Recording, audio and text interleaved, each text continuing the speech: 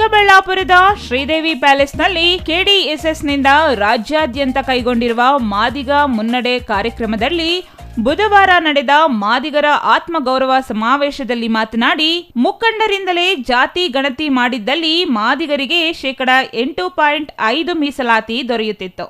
ಆದರೆ ಸಮುದಾಯದವರೇ ಆದ ಪ್ರತಿನಿಧಿಗಳು ಉನ್ನತ ಹುದ್ದೆಗಳಲ್ಲಿರುವವರು ಧ್ವನಿ ಎತ್ತದಿರುವುದರಿಂದ ಮೀಸಲಾತಿಯಲ್ಲಿ ವಂಚನೆ ನಡೆಯುತ್ತಲೇ ಇದೆ ಎಂದರು. ಮಾದಿಗರು ವಿಶ್ವಮಾನವರು. ದೇವಾಲಯ, ಶಾಲೆ ಸೇರಿದಂತೆ ಎಲ್ಲ ಕ್ಷೇತ್ರಗಳಲ್ಲಿಯೂ ತಾರತಮ್ಯ, ಸಂಕುಚಿತ ಮನೋಭಾವವಿದ್ದರೂ ಮಾದಿಗರು ಮಾತ್ರ ವಿಶಾಲ ಮನೋಭಾವದೊಂದಿಗೆ ತಾರತಮ್ಯ ಎಸಗದೆ ತಮ್ಮ ಕೆಲಸ ಮಾಡುವ ವಿಶ್ವಮಾನವರು. ಇಂತಹ ಸಮಾಜಕ್ಕೆ ದಶಕಗಳಿಂದ ವಂಚನೆಯಾಗುತ್ತಿದೆ.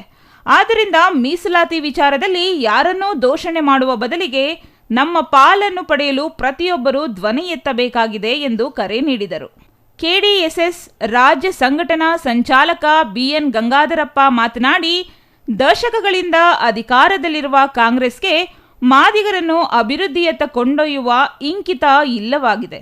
ಆದರೆ ಸಮಾಜದಲ್ಲಿರುವವರಲ್ಲಿ ಬಿರುಕು ಮೂಡಿಸಿ ಒಳ ಮೀಸಲಾತಿ ಕಲ್ಪಿಸುವ ವಿಚಾರದಲ್ಲಿ ದಿಕ್ಕು ತಪ್ಪಿಸುವ ಕಾರ್ಯ ವ್ಯವಸ್ಥಿತವಾಗಿ ನಡೆಯುತ್ತಿದೆ. ಇದರಿಂದ ಮಾದಿಗರಿಗೂ ಬೀದಿ ಪಾಲಾಗುವಂತಾಗಿದೆ ಎಂದು ಆರೋಪಿಸಿದರು. ಮಾದಿಗರು ಒಳ ಮೀಸಲಾತಿ ಬಗ್ಗೆ 30 ವರ್ಷಗಳಿಂದ ಹೋರಾಟ ಮಾಡ್ಕೊಂಡು ಬರ್ತಾ ಇದ್ದಾರೆ. ಅದರ ವಿಚಾರವಾಗಿ ಇವತ್ತು ಕರ್ನಾಟಕಾದ್ಯಂತ ಏನು ಮಾದಿಗರಿಗೆ ಇವತ್ತು ಅನ್ಯಾಯ ಆಗಿದೆ, ಅದರ ಪ್ರಕಾರ ಇವತ್ತು ಅರಿವು ಮೂಡಿಸುವಂಥ ಕಾರ್ಯಕ್ರಮ ಇದು. ಯಾರ ಜಾತಿನೂ ವಿರುದ್ಧ ಅಲ್ಲ.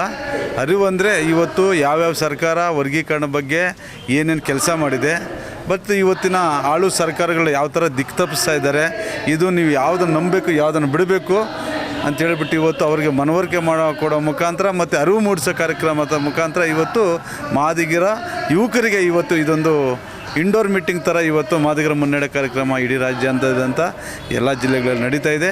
ಇವತ್ತು ನಮ್ಮ ಚಿಕ್ಕಬಳ್ಳಾಪುರ ಜಿಲ್ಲೆಯಲ್ಲೂ ನಡೀತಾ ಇದೆ. ದಯವಿಟ್ಟು ನೀವು ದಿಕ್ಕು ತಪ್ಪಿಸೋದು ಬೇಡ.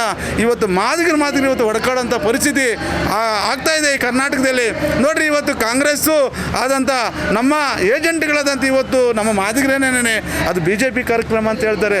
ನಾವು BJP ಕಾರ್ಯಕ್ರಮ ಅಂತಲ್ಲ, ಯಾವ್ಯಾವ ಸರ್ಕಾರ ಮಾದಿಗರ ಪರವಾಗಿ ನಿಂತ್ಕೊಂಡಿದೆ, ಏನು ಮಾಡಿದೆ ಅದನ್ನು ದಯವಿಟ್ಟು ನೀವು ಅರ್ಥಕೊಳ್ರಿ. ವಿದ್ಯಾವಂತರು ಹೋಗಿ ಪ್ರತಿಯೊಂದು ಹಳ್ಳಿಯಲ್ಲೂ ಆ ಜನನ ಹೊಡೆದು ಹೇಳಿಸಿ ಇದು ನಿಜವಾದದ್ದು, ಇದು ಅವ್ರು ಹೇಳೋದು ಸುಳ್ಳು ಅನ್ನೋದನ್ನು ಮನವರಿಕೆ ಮಾಡಿಕೊಡಿ ಅಂತೇಳ್ಬಿಟ್ಟು ಇವತ್ತು ನಾವು ಇಡೀ ರಾಜ್ಯದಲ್ಲಿ ಮಾಡ್ತಾ ಇದ್ದೀವಿ. ಇನ್ನು ಈ ವೇಳೆ ಮಾಜಿ ಶಾಸಕಿ KV Anasuyamma, Ballari H Hanumanthappa, BH Anil Kumar, Anur Nagaraj, Krishnamurthy ಮತ್ತಿತರರು ಹಾಜರಿದ್ದರು. Jangalahalli Ashwath, CTV news, Chikkaballapur.